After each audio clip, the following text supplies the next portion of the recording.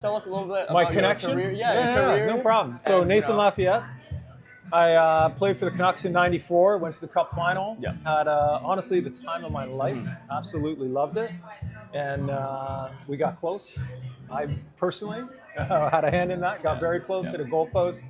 And that's my connection to the Canucks. And this event, love pickleball. My wife and I play a lot of pickleball and had an opportunity to do something neat. Yeah, that's great. Going back to '94, I'm a big hockey fan myself. I know, you hit that post, you were down 3-2, right? Yeah. What is it like just being there, being at that level, being, in the Stanley Cup finals and, having that chance, right? Yeah, it is. Exhibition season is a cakewalk. The regular season is competitive. The first round of the playoffs is a step up. And then every round of the playoffs, what I experienced is it just became so much more of a battle that every moment was contested to the highest level you can imagine. Absolutely exhausting. Games were like 10 pounds for me, just in water and muscle mass. And watching last night's game, going to double overtime, just brought back a lot of memories of just how competitive that level of hockey is. Yeah, and going back to what you said, it's definitely really competitive. It takes a large toll on not just the body but the mind as well, right? Yeah. And here at Biobi, we really care about mental health as well. So what do you think are a couple ways that you kind of took, like initiatives you took to kind of maintain that mental health at a healthy level to kind of compete? There's a lot of ups and downs in life, in pro hockey, and a lot of guys, especially when they leave the game, aren't really prepared for what comes next. And it's a big shock because you identify as a hockey player and then suddenly that's taken away from you. And I got an early taste of that. So '94 Cup final, on the ice with 4 or 5 minutes to go, big part of that. Couldn't get any better.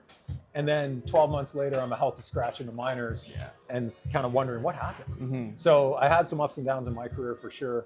And mental health, I think that resiliency is something that comes over time. And I had a lot of opportunities to learn that kind of muscle memory in my career. Yeah. So kind of changing gears here, what do you think is your favorite teammate or player that you ever played with?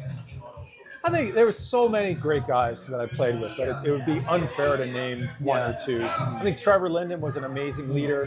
Loved just how he kind of organized things off the ice for the team to be all together. I really felt a part of something in Vancouver.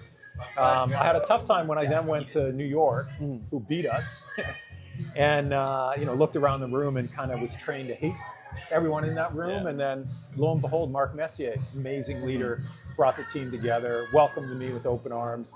And I think good teammates make the people around them better. And those are two guys that certainly made me a better player. Yeah, and just, for the hockey fans out there, hockey players are really superstitious. What's one of your, pregame superstitions that you really just kept on going with throughout your career? There are some odd things. Someone was asking me about this the other day, and superstitious guys describe it as a routine. Yeah. And I was very committed to a routine that involved chicken parm, pasta with butter, certain things like that. But there was one thing that I will truly admit was superstitious. If I happened to look up at the clock and saw 3.14 on the clock, I think good things were going to happen. Okay. So then every now and then I'd catch myself trying to time it to look up and see pi on the scoreboard. And being a math guy, that was something for me. Yeah, definitely. I think that's really cool, right? So, which charity are you part of representing today? Yeah, well, there's a number of charities that benefit from today, and certainly the one on my mind is Canuck Place. Yeah. What it does for families at a very hard time in their lives, dealing with health issues with kids, is amazing, and it's something that you hope you never need, but when you do need it, it's great that it's there. And it's a charity that started in the 90s and has become something very substantial in the community. Yeah, definitely. Well, thank you for your time. All right, thank you. Good luck okay. there today. Thanks. Yeah. Thank you.